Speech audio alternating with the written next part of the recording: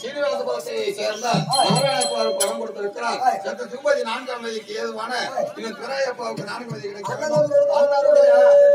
அன்னாருடைய இல்லறம் நல்லா நன்றாக இருக்க வேண்டும்.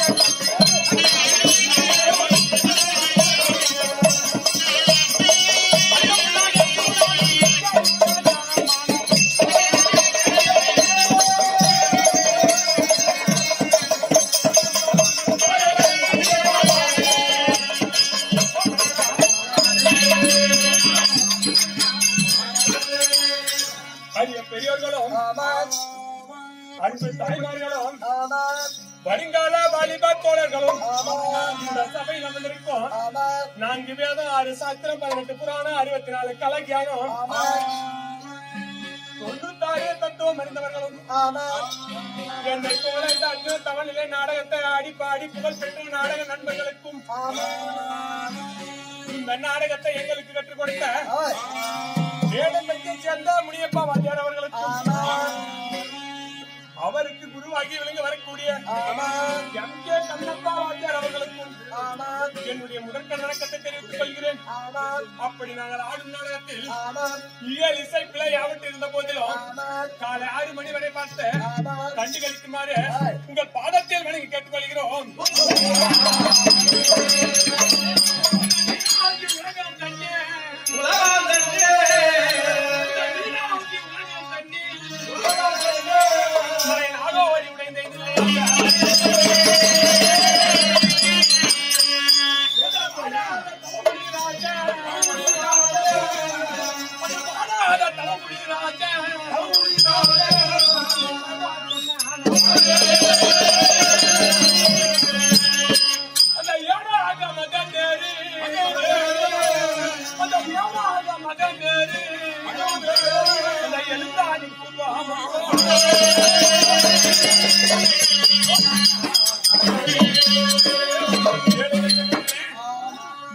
என்றால் ஆண்டவராகிய ஸ்ரீமன் நாராயணர் அணிந்திருக்கக்கூடிய கனையாளி மோதிரத்திற்கு நீராஜ் என்று பெயர்.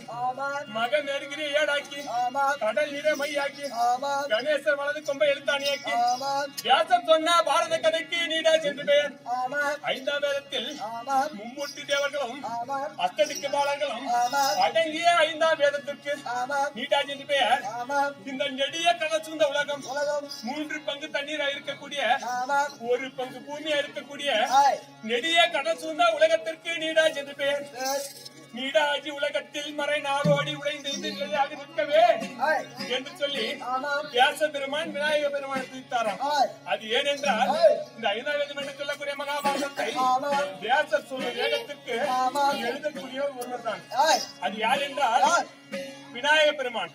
அப்படி துதித்தவுடனே விநாயக பெருமான் வந்து வியாச பெருமான் சொல்ல 5ஆம் வேதம் என்று சொல்லக்கூடிய மகாபாரதத்தை எழுதி இமயமலை சாரில் வைத்தாராம். அது ஏனென்றால் நாளை கலியுகத்தில் அதாவது நர மனிதர்களுக்கு அது கிடைக்க வேண்டுமே, அவர்களுக்கு கிடைத்ததை உண்டானால் அதை யார் சிரத்தையுடன் படிக்கிறார்களோ, அதாவது பக்தியோடு படிக்கிறார்களோ, அவர்கள் சூதுவாது வஞ்சக கவடம் இது போன்ற தீய செயல்களில் இறங்காமல் அவர்கள் நற்கதி அடைய வேண்டும் என்று சொல்லி அவர்கள் இமயமலைச்சாரில் வைத்தாராம் பெருமான். அப்பேற்பட்ட 5ஆம் வேதத்தில் அடங்கிய நாடு குருநாடு. அஸ்னாபுரம் துரியோதனாதிகளும் இந்திராபுரி எனங்காய்கள் ஆண்டு வந்த பிறகு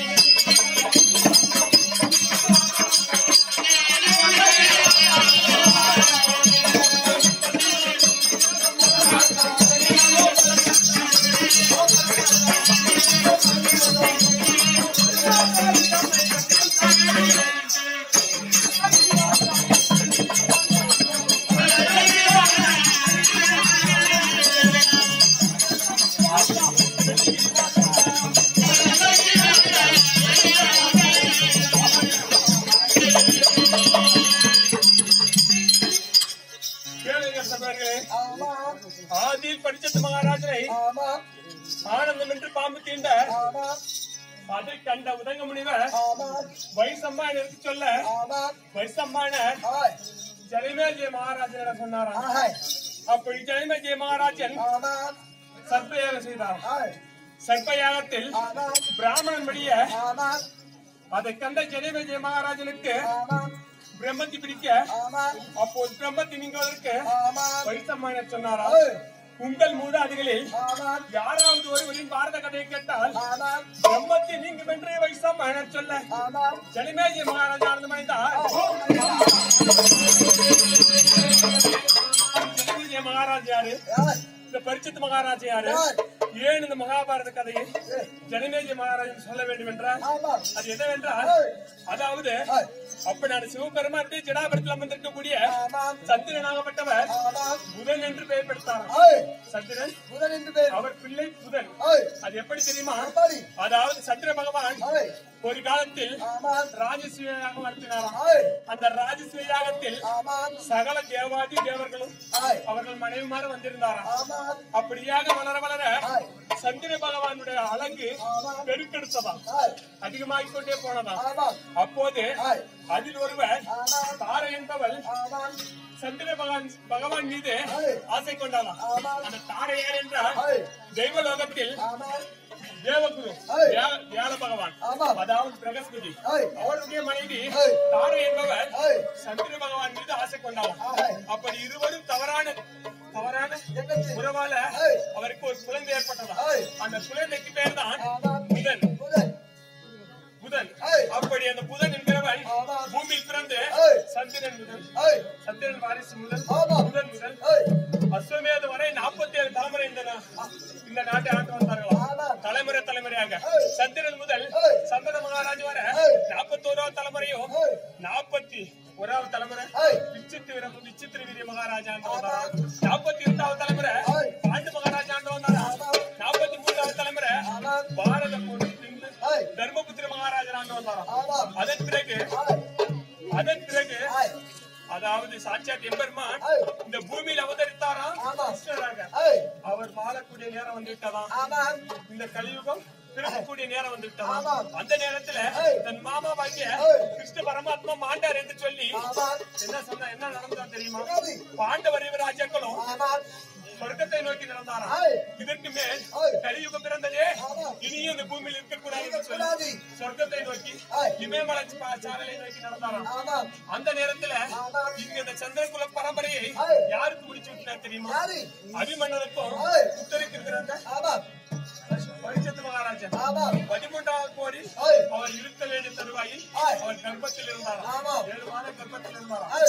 அவருக்கு தர்மபுத்திர மகாராஜர் 36 ஆண்டுகள் ஆண்ட பிறகு பரிசத்து மகாராஜனுக்கு இந்த சந்திரகுல பரம்பரையை முடிய சூட்டி விட்டு சொர்க்கத்தை நோக்கி நடந்தாராம்.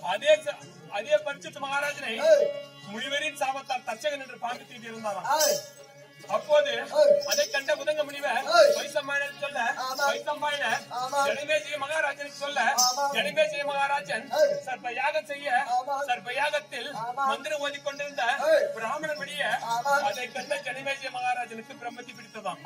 அப்போது வைசம்பாயனர் சொன்னாராம், உங்கள் மூதாதிகளில் பாரத கதையை கேட்டால் இந்த பிரம்மத்தி நீங்கும் என்று வைசம்பாயனர் சொல்ல, ஜனமேஜய மகாராஜா மறைந்தார்.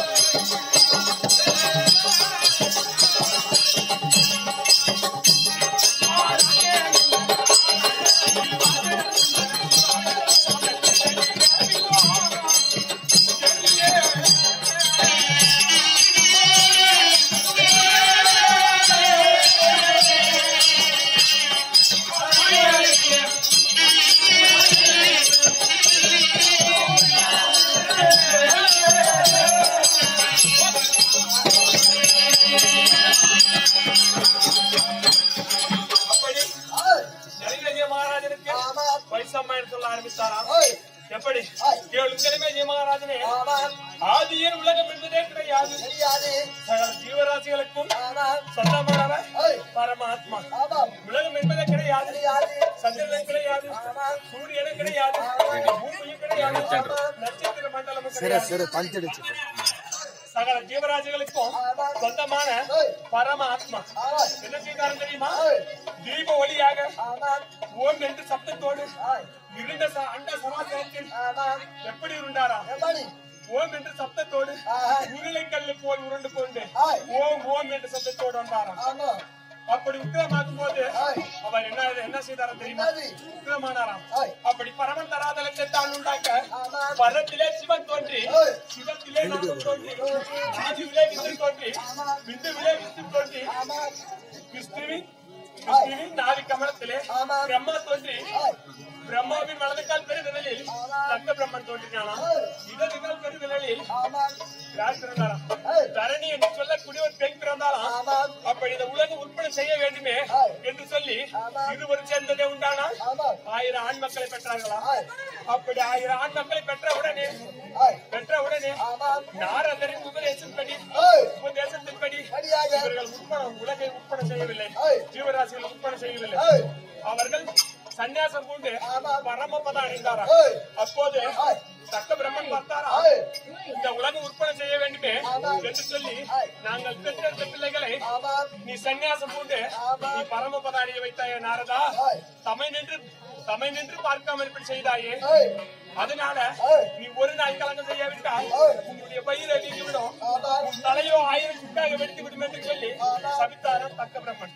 அதன் பிறகு அதே தரணி என்று சொல்லக்கூடிய பெண்ணும் தக்க பிரம்மனும் சேர்ந்து வாழ்ந்த 50 பெண் பிள்ளைகளை பெற்றார்களாம். எதற்காக? இந்த உலகத்தை உற்பத்தி செய்ய வேண்டுமே, சகல ஜீவராசிகளை உற்பத்தி செய்ய வேண்டுமே என்று சொல்லி 50 பெண் பிள்ளைகள் பெற்றார்களாம். அதில் 13 பெண் பிள்ளைகளை சந்திரனுக்கு கொடுத்து திருமணம் செய்தார்களாம். 13 பெண்களை சந்திரனுக்கு 10 பெண்களை என்று சொல்லக்கூடிய மனுவுக்கு கொடுத்து திருமணம் செய்தார்களாம். 27 பெண்கள் சந்திரனுக்கும் 13 பெண்கள் காசிபருக்கும் கொடுத்து திருமணம் செய்தார்களாம். அப்படி காசிபருக்கும் அவருடைய மனைவி 13 மனைவிமார்களுக்கும் அதிதி என்றவள் வைத்து யார் பிறந்தாரா? 12 சூரியர்கள் பிறந்தார்களா? அவர்கள் தான் தேவர்கள். அதே காசிபருக்கும் திதி என்பவளுக்கும் அசுரர்கள் பிறந்தார்களாம். இரண்யாட்சன் போன்ற அசுரர்கள் பிறந்தார்களாம். அதன் பிறகு என்ன நடந்தது? அதே காசிபருக்கும் விந்து என்பவளுக்கும் சாட்சாத் எம்பெருமானுக்கு வாகனம் இருக்கக்கூடிய கருடனும் சூரிய தேவனுக்கு தேரோட்டக்கூடிய அருணனும் பிறந்தார்களாம். அதே காசிபருக்கும் பத்ருவுக்கும் 105 பாம்புகள் என பிறந்தார்களாம். இப்படியே ஒவ்வொரு மனைவிமாருக்கும் 13 மனைவிகளில் என்னென்ன பிறந்தா? மிருகமும் பசுக்களும் மான்களும் மயில்களும் இப்படியே பிறந்து இந்த உலகத்தை உற்பத்தி செய்தார்கள். புல்களும் முள்களும் இப்படி ஒவ்வொன்றாக பிறந்து இந்த உலகம் உற்பத்தி செய்தார்கள். அதன் பிறகு அதே பிரம்ம தேவர் நாச்சி என்னும் மூக்கில் தோன்றினானா சோமகசுரன். அப்படி பிறந்த உடனே பிரம்ம தேவர் கையில் இருந்த நான் வேதத்தை திருடி சென்று கடலிலே ஒளிந்து கொண்டானாம். அப்போது பிரம்மதேவருக்கு மட்டும் படைக்கும் தொழில் ஒன்றுதான், அழிக்கக்கூடிய தொழில் கிடையாது. அப்படி பிரம்மதேவர் தன் தந்தையாகிய நாராயணனுக்கு முறையிட்டாராம். அப்படி நாராயணர் வேல்கெந்த மீன் என்று சொல்லக்கூடிய பஞ்சாவதாரம் கொண்டு கடலிலே குதித்து சோமகசூரனோடு சமர் செய்து வேதத்தை கைப்பற்றி வந்தார். அப்போது வேதம் சிக்கப்பட்டு விட்டது.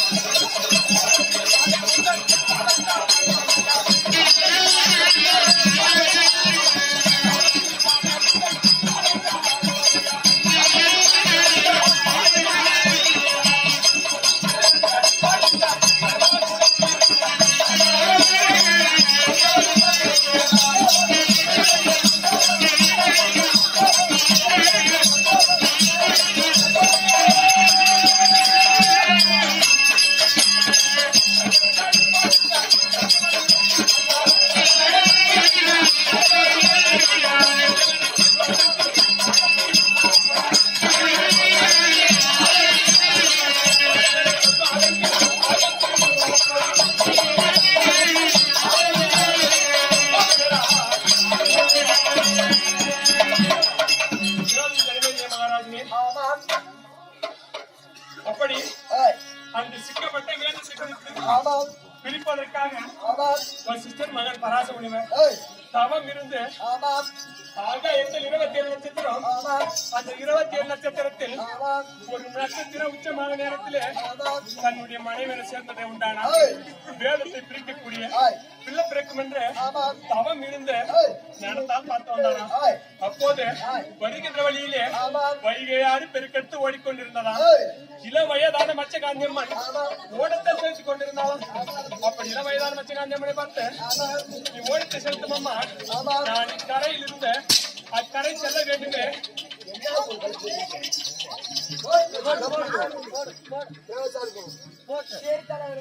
போடு சொல்ல தண்ணியோட ஓட்டு கொஞ்சம்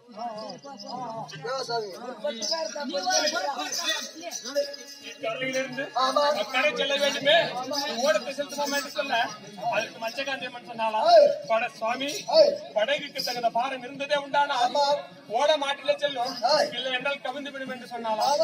அப்போது பராச முனிவர் சொன்னாராம், படகுக்கு தகுந்த பாரத்தை நான் அளிக்கிறேன், நீ ஓடத்தை செலுத்துமா என்று சொல்ல இள வயதான மச்சகாந்தியம்மன் ஓடத்தை செலுத்திக் கொண்டு பராச முனிவரை உட்கார வைத்துக் கொண்டு ஓடத்தை செலுத்திக் கொண்டு நடு ஆற்றுக்கு செல்லும் போது ஆகாயத்தில் 27 நட்சத்திரம் 27 நட்சத்திரத்தில் ஒரு நட்சத்திர உச்சமாகி ஒன்றாய் கூடு நேரம் வந்துவிட்டலாம்.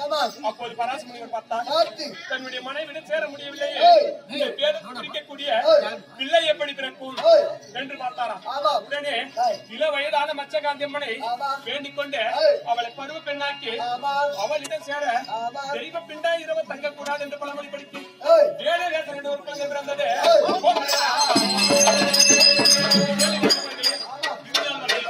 28 சதுரயுகம் நடந்தது என்றும் ஒவ்வொரு சதுரயுகத்திலும் கிருதாயுகம், சேதாயுகம், துவாபரயுகம், கலியுகம் என்று சொல்லக்கூடிய இது 4 சேர்ந்த ஒரு சதுரயுகம்.